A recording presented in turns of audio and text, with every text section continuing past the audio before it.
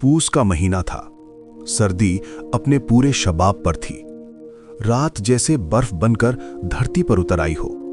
गांव के किनारे एक छोटी सी झोपड़ी में हल्कू अपनी पत्नी मुन्नी के साथ बैठा था। झोपड़ी की दीवारों से ठंडी हवा अंदर घुस रही थी और चूल्हे की बुझती आग जैसे उनकी गरीबी का मजाक उड़ा रही थी। हल्कू एक गरीब किसान था। साल भर खेत में मेहनत करता, पर फसल कटने से पहले ही महाजन उसका हिस्सा ले जाता। उस रात हल्कू को अपने खेत की रखवाली करनी थी, क्योंकि जंगली जानवर फसल बर्बाद कर सकते थे। लेकिन समस्या ये थी, उसके पास ओढ़ने के लिए ढंग का कंबल भी नहीं था। मुन्नी ने कांपती आवाज में कहा, 3 रुपए जो रखे हैं उनसे कंबल ले लो। कितनी ठंड है, ऐसे कैसे जाओगे? हल्कू ने धीमे से कहा, वो रुपए महाजन को देने हैं, नहीं दिए तो कल गाली देगा। मुन्नी की आंखों में आंसू थे। गाली से बचोगे या जान बचाओगे? झोपड़ी में सन्नाटा छा गया। हल्कू के पास जवाब नहीं था।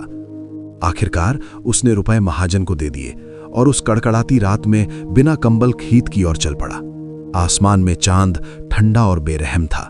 जमीन पर ओस की बूंदें बर्फ जैसी लग रही थीं। हल्कू के साथ उसका कुत्ता जबरा भी था। जबरा बार बार हल्कू के पैरों से लिपट जाता, जैसे कह रहा हो, मैं हूं ना। हल्कू ने सूखी पत्तियां इकट्ठी की और आग जलाई। आग की लपटें कुछ देर के लिए उसे राहत देती, लेकिन हवा के झोंके उन्हें बुझा देते।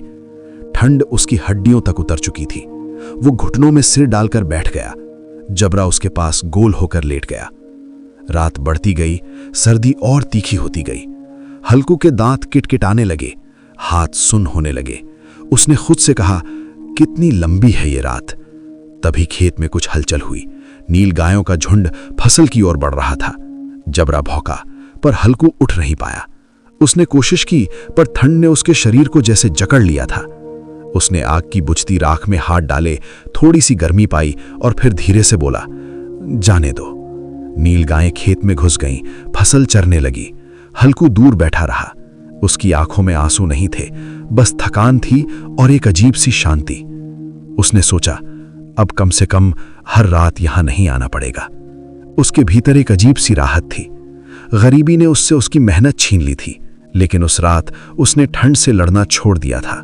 सुबह हुई। सूरज की हल्की किरणें खेत पर पड़ी। मुन्नी खेत की ओर दौड़ी। फसल बर्बाद हो चुकी थी।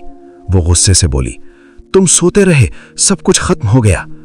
हल्कू ने मुस्कुराते हुए कहा, अब रात में यहां नहीं आना पड़ेगा।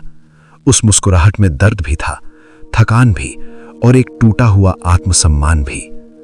पूस की वो रात सिर्फ ठंड की कहानी नहीं थी, वो गरीबी की कहानी थी, जहां इंसान अपनी मेहनत और अपनी जान में से एक को चुनने पर मजबूर हो जाता है।